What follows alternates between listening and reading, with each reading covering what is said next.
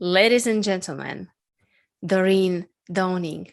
Doreen, welcome to the show. Welcome to the world's best trauma recovery podcast. I am so thrilled to be here, not only to tell my story, but to visit with you and have a conversation with you. I'm so glad you're here. And for me, you are an inspiration, an encouragement for women who are looking to find their voice. And I can tell you from my own experience of talking to you over the phone, when I've heard your voice, it was like a song to my ears. And this is something I would love to develop. Well, that's really, that feedback is often, I do get that from people about my voice. And I think my voice comes from an inner sense of myself, an essence, I guess. And that's even now trying to explain eventually what my trauma has been. I'm going to commit to staying in my essence so that it resonates. And I think voice is a resonant kind of experience, like you say, like music, and it reaches people, or it can reach people. And that's what I hope to do today. Thank you. That's the one. Doreen, my first question to you. Why so many people afraid of public speaking? I think it has to do with early life experience, actually, because of my training as a psychologist. I think that where we first learn about ourselves, where we first get welcomed into this world, is by those who are surrounding us after we're born, those first few years. And we're looking out and we're saying hello.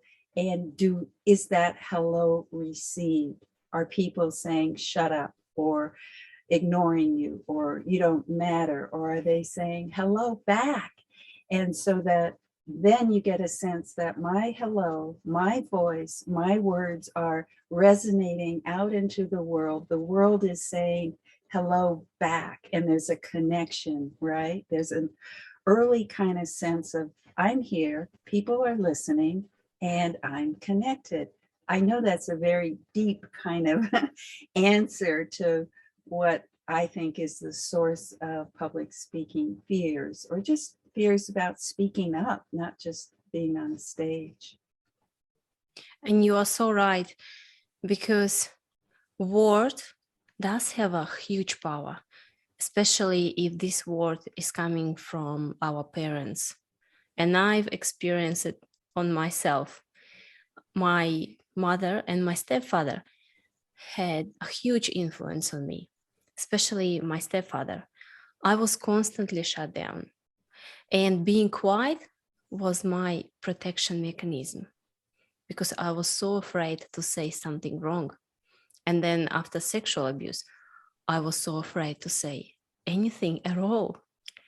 How was your childhood experience? Where did you first get this sense of fear of public speaking? Well, I would say, again, for me, public speaking is speaking anytime, any place. And I want to make that clear for people, because sometimes public speaking, people say, oh, that's on a stage. I'm not a public speaker. But you're speaking to your friends, you're speaking to bosses, co-workers, you're speaking all day long. So I want to make sure that people are understanding that speaking in public is anytime, any place, anywhere. Mm-hmm. So for my earlier story, I would say that it has to do with my mom. That's the trauma and what I feel like I've recovered from throughout the years. But my mother was bipolar. She had her highs and she had her lows. And her highs, if you imagine a Y, like the stem and then two arms stretched up like that. When my Mhm. mother was happy, that was her stance. And we have so many pictures of mom in that Y stance.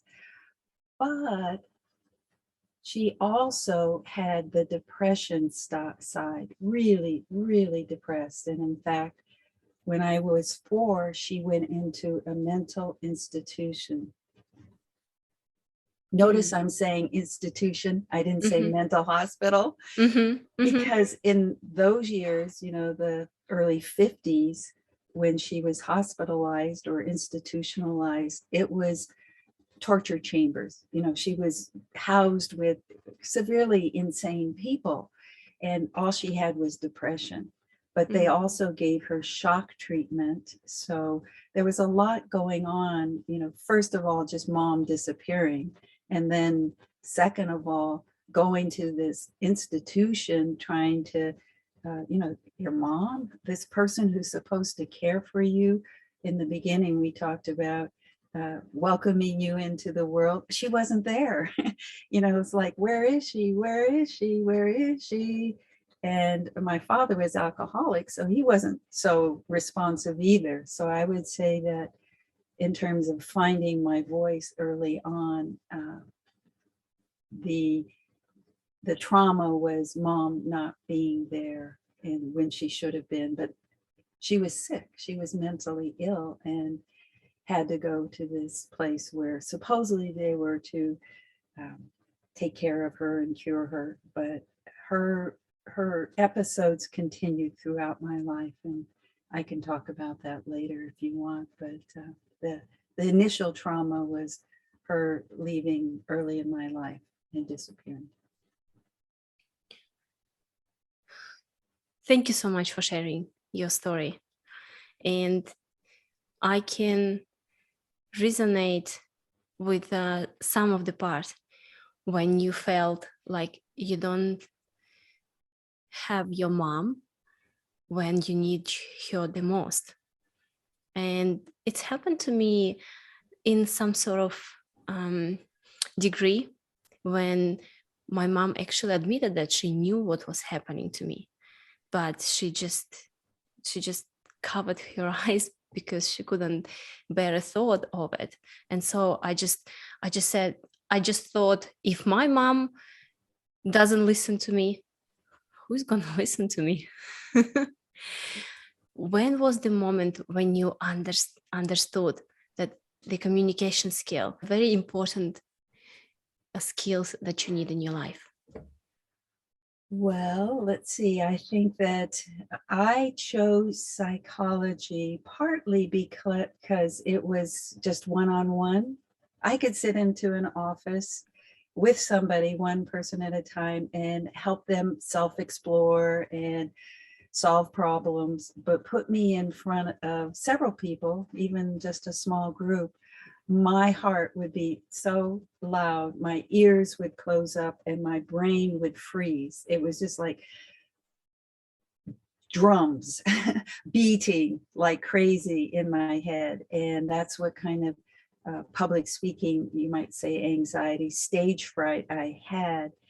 And somebody asked me to present some of my research I had done as a psychologist at a conference. And I said, no way, I can't do that. I'm afraid of public speaking.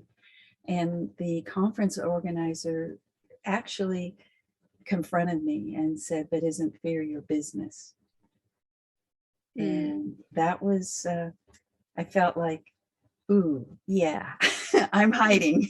I'm hiding behind this PhD, this successful psychologist. Hello, world, look at me. But I was hiding that I had this fear.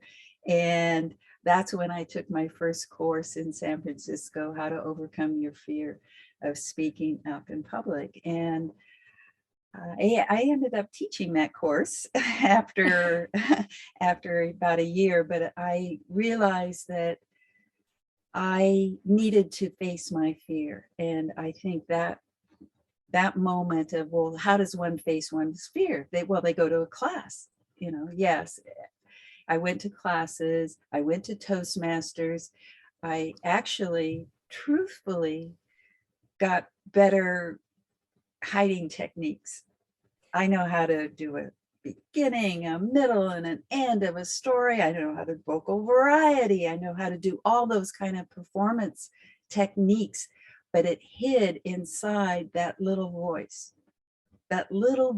who had been hiding all her life, got her PhD, got out into the world, but was still hiding. Isn't that amazing? So then I took an inner journey. Yeah, that's where I found my voice, and that's what I'm so excited about sharing with people, is that inside is where you have to go, and you have to go through fear. And I know that there are so many programs that say feel the fear and do it anyway, but I really rather not feel the fear. Or at least have my strategies to be able to transform fear or anxiety pretty quickly so that I can reach my essence, my authenticity, the word you use, and be speaking, having my own voice. And how did it change your life? How did it change your business? Well, I think being a psychologist, my door was open to anybody who had any kind of problem, any kind of situation. But then I started to realize what I had learned about the essence of who we are. And I call my business Essential Speaking, because you speak from the essence of who you are, but you got to find who it is in there. And so I have a process that I designed based on my own experience of overcoming the fear, based on my expertise as a psychologist and my training in mindfulness. So I get to combine all things that I've learned into this one program called Essential Speaking, and help people find their voice that way. And that's I wrote a book. I design courses. I do 12-week coaching programs, individual coaching as well as group coaching. I used to do workshops out in the world, and I've traveled back and forth to Europe over a dozen times training this process. So it's definitely international. And I feel like not only have I found my voice, but I'm helping other people find their voice and speak in a way that's pretty well lined up with who they are, who they're meant to be, who they're in the world to be. Isn't it amazing? Isn't it amazing feeling when you finally can be free to do what you're really enjoying to do? Yes, that's an interesting word, because when I thought about coming and talking to you today about trauma, and I thought about my mom, who, when I was actually closer to 50 years old, who was staying with me because she was in one of her depression moods. And I came home, and the house was dark, and I went into the living room, and she was on the floor. I thought she was dead. She was unconscious. And of course, I called the emergency medical people right away. And when he came in, or they found pills that she had obviously taken. So it was a suicide attempt. And I thought about, well, that must have been traumatic. But in thinking about talking to you today, I went, that wasn't so traumatic. And I realized, this is just thinking about coming today, I realized that finding my mother almost dead with an overdose, a suicide attempt, did not faze me that much, because that's what I've been living with all my life, is her ups and downs, and do the next thing, save her life, take her to the hospital. And she was in ICU for a couple weeks on life support systems. And my sister and the other family said, we're going to pull the plug tomorrow. And I said, no, I'm going to save her life. And I went in that evening and I talked to her. I mean, she was totally unconscious still on life supports, but I I spoke to her in such a way that the next morning she started to come back to her own self. So there's something, and that has happened several times in her life where she is close to death. I go to her, or I go to the, when I was in the Peace Corps, I went to the tribal medicine man. And because actually what she said about that first experience being in the mental institution, that the thought of me and my sister brought her out. So I think early on, I mean, there's good news about me feeling powerful, like I could save my mom's life, or, but on the other hand, there was kind of a little too much of that, I think, that I took on a lot of responsibility for my mom's life, keeping her alive, making sure I called her every morning. And I can tell you that I would know what her mood is. I was that sensitive. How many rings, how long it took for her to say hello. And before she even said hello, I knew what her mood for the day was going to be. Just like that. I became that sensitive. So there's the trauma part of it, but your program is about recovering from trauma and making it be your superpower. Mhm. Right?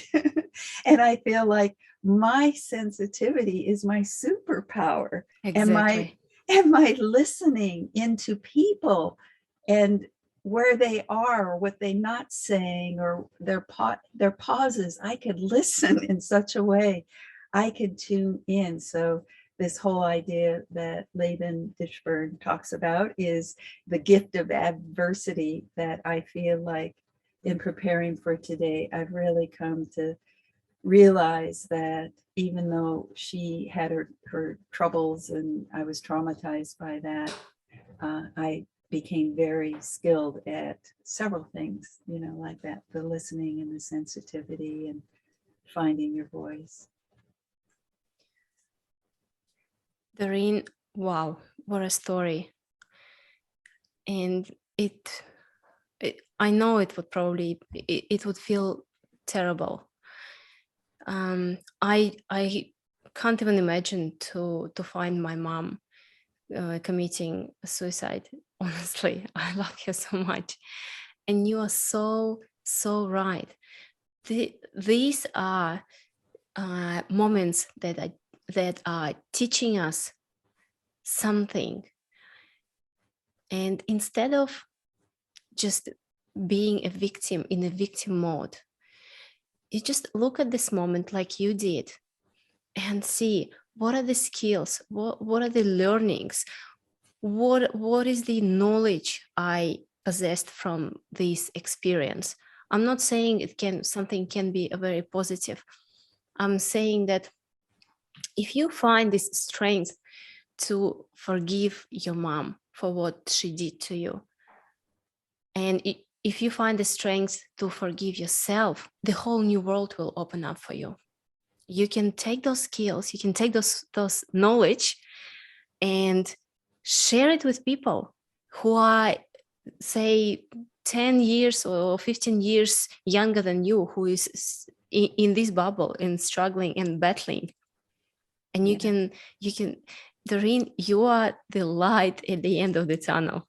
Mhm. The way how you took your experience and turn it into your superpower is just amazing. Well, thank you. Thank you. Yeah. And this whole idea about finding your voice, when grandma was taking care of us, when mom was in the hospital later on, when mom came back, my grandma would say, be quiet or your mother's going to go back to the hospital. So that kind of, ooh, I better shut up. I better not say anything. I better not be fighting with my sister, or playing loudly. So I had to learn how to tap myself down so that my mother didn't get sick again. And so that's one of the, I talked very in the beginning about the roots of where we lost our voice or where it didn't get a chance to develop. That's one of the ways in which I remember my grandmother telling me to shut up, basically. But I have to tell you something else that I learned around superpower. Inside the house, it was dark and quiet and depressing. Outside, just outside the front door, my grandmother had red roses, and she had gladiolas, and she had birds, and she had geraniums. She had just an abundance of life, right? Growing just on the other side of so here's the door. Outside is beauty and magnificence and growth, and inside is, well, depression. And so I think that's, the idea of me having a superpower is I know that people may be feeling, the depression or whatever it is that keeps and holds them back. But I believe so strongly that just outside another window is possibility, is beauty, is the garden of life. And I know how to help them get there. So that I really like your philosophy of taking something that's been hard or difficult and just going, wow, it's a superpower. And I love your analogy. I love it. And Doreen, I just had this question. What would be your best advice to parents who want to help their kids to become confident speakers? Well, the first that comes to me is get on LinkedIn and go look up Joe Perone. That's a brilliant. He's an amazing dad. And yeah, social media is supposed to be all about business, but his business is about, having a life with those who matter, and his children matter. And I think he's a terrific model of that. So yeah, it's making a commitment to children to be the greatest listener in the world for them. A parent being the world's greatest listener for your child or children. Yes. That's so true. Thank you so much. Doreen, I wanted to share with you one of the moments of my life. A few years ago, I was looking for a new job, and I was ready to upgrade my role. And I really wanted to work for a large corporate organization. But the fear of job interview was just making me feeling literally sick in my stomach. It was the most terrifying thing for me to go through the job interview. Later on, I realized I had a fear of authority men. I couldn't stay in the same room with them. And second, I think I was trying to please them, to answer the question on the way how I thought they would like to hear it. But anyway, of course, I passed a lot of job opportunities. And what would you say to a young women who are struggling with the fear of job interviews? What would be your best advice? I think you just gave it. It's knowing you have a fear, but turning around and asking yourself specifically what that fear is. Is it of men? Is it of authority figures? Is it of trying to get the right answer? Is it that you're going to be rejected? And I know that I don't usually just give a tip like, take a big breath and do it anyway, because Doesn't work. No. And I think that learning to find the strength inside of yourself is a process. And I would rather encourage people who have that kind of fear to take, find somebody like me that's going to help them transform that energy that's blocking them, not just put on some nice, lipstick to look good or take a breath to feel like you're calmed your system, but to really go through a change. If you're afraid of being in an interview, there must be other ways in which you're afraid to be seen and heard. And I'd rather have a more full bodied transformation. So I guess I have to say, find somebody like me or a coach that's going to help you identify specifically what those fears are, get at the root of them, and do the healing work that you need to do, and find your voice, which is where your true strength is your authentic voice. And it's in there, it's in all of us. We've had to hide it for various reasons, but you doing this work with people and helping them or inspiring them with looking at their strength in all of us, I think is really important. So that's my message.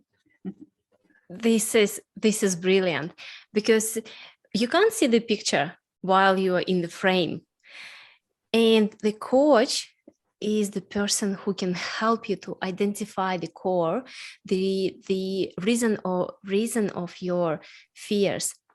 And I realized I probably won't get a job until I sort myself out from inside. So similar to you, I found the public speaking masterclass. It's called She Talks in Melbourne. And what struck me the most, on my first masterclass, which I had to drag myself into because I was so terrified again, she mentioned that she went through a childhood sexual abuse. I just realized it's not something about me externally, how I look like, how old I am, whether I'm from Russia, whether English is my second language. That's all thoughts I had before the interview. It's something inside.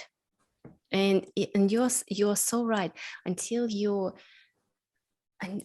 find out what was the reason of the fear, that's when the whole new world opens up for you.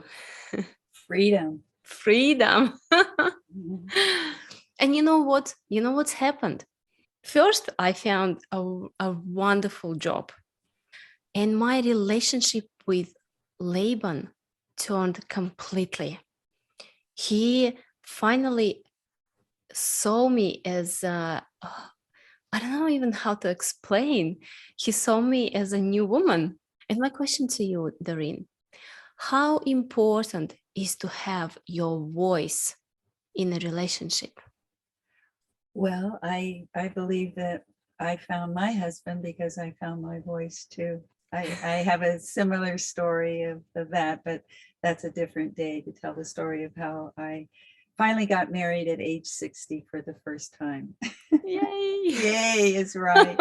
But I think that self knowledge, because they say know thyself, and knowing the ways in which you get in which fear gets activated for you, what really getting at the roots of your own story around fear and trauma, that's one thing. But to go and know that inside your being, your state of being, your essence is where your strength, your power, your beauty, your magnificence, your brilliance, all of the good stuff is in your essence, in your being state, and being able to access that and have ways to instantly, like in a snap of a finger, go, ooh, I'm feeling a little palpitations in my heart. Breath down. Oh, there I have landed back in my essence, and I am fully present right here, right now. I am in the center of now, and my voice comes up from there. And that is what I feel like you're saying, and what we're talking about today is wherever you go, then you have your essence, you have your being, and the voice is there. And it's not necessarily getting on a stage and speaking and doing a presentation. It's an interview. It's just you and I talking today, connecting, listening, speaking, being. You and I are being together. That's exactly how I feel. No way I can start the podcast 2 years ago. No way. Mhm. Doreen, who is the person that motivates you the most?